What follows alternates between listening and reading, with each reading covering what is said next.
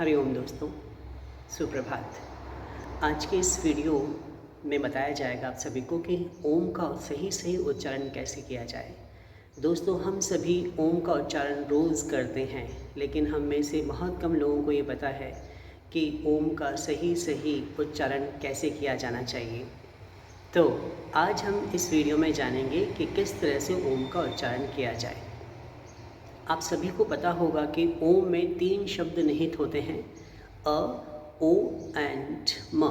इन तीनों शब्दों का उच्चारण हमें ओम में करना चाहिए और तीनों शब्दों को सही एक समान समय में, समान ड्यूरेशन में हम इस ओम के शब्द का उच्चारण करना चाहिए। तो दोस्तों, अब हम ये भी जानेंगे कि भगवान श्री कृष्ण ने गीता में कहा है कि शब्दों में मैं ओम हूँ, और ये एक ऐसा शब्द है जिसमें कि आपको ज़ुबान का प्रयोग नहीं करना पड़ता है। आप यदि ओम बोलेंगे तो आपकी जो ज़ुबान है वो किसी भी शब्द में तालु से नहीं मिलती है।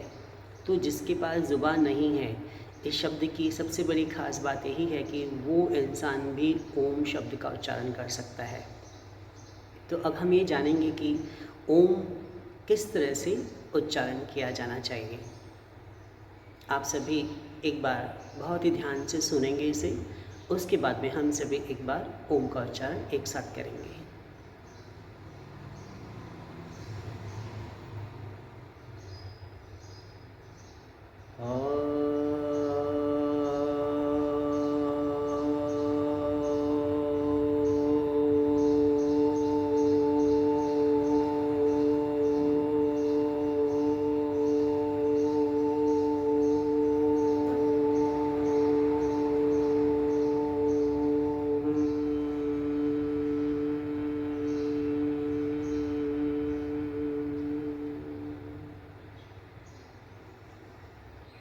तो इस तरह से आपको बिना रुके निर्बाध तरीके से ओम का, बिना किसी सांस को छोड़े, बिना किसी सांस को तोड़े, एक ही लय में, एक ही सांस में आपको ओम का उच्चारण करना होगा। साथ ही साथ आपको ये जानकारी भी होनी चाहिए कि ओम में 3 जो शब्द हैं उनमें अ का उच्चारण होना चाहिए आपके नेवल चक्रा से, मणिपुर चक्रा से। ओ का उच्चारण होना चाहिए आपके विशुद्धि चक्रा से, और म का उच्चारण होना चाहिए आपके आज्ञा चक्रा से, यहाँ से। तो हम ओम का और भी ज़्यादा फ़ायदा उठा पाएंगे। और ये भी कहा जाता है दोस्तों कि ओम में ब्रह्मा, विष्णु, महेश तीनों देवताओं का वास होता है। तो हम तीनों देवताओं की उपासना भी इस एक ओम शब्द के माध्यम से कर सकते हैं।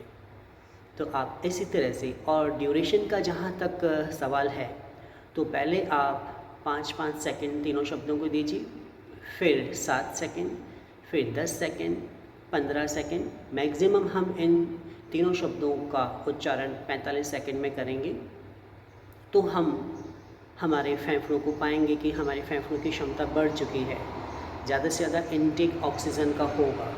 और इसके साथ ही साथ ओम का उच्चारण वातावरण में एक बहुत ही पॉजिटिव एनवायरनमेंट को जन्म देता है। आपके अंदर एक पॉजिटिव वाइब्रेशन क्रिएट होती है, आपका स्ट्रेस दूर होता है, आपका एंग्जाइटी दूर होती है, आप जो बेचैन होते हैं, आपका भय निकलता है, जो एक इंसान का बहुत बड़ा शत्रु है। तो ओम के स्पिरिचुअल फ़ायदे भी बहुत से होते हैं, हम सभी को पता है। तो क्यों ना हम सिर्फ एक इस छोटे से शब्द में, जिसमें कि पूरा ब्रह्मांड निहित है, उसके उच्चारण का फ़ायदा क्यों ना उठाएं हम।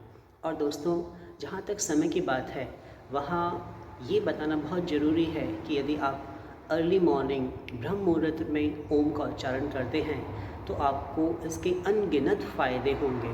हर दिन आपको एक नया एक्सपीरियंस होगा कि ये एक्सपीरियंस मुझे पिछले दिन नहीं हुआ था।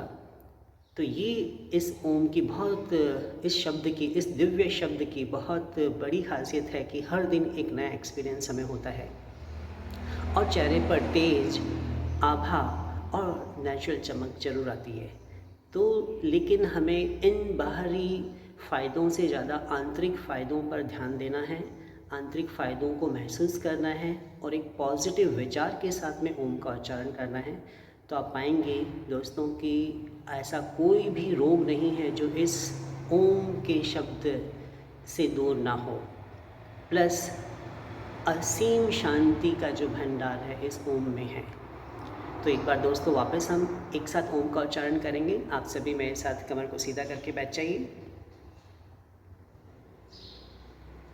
अब सांस को लेंगे सभी हम, लंबा गहरा सांस लेना होगा सभी को।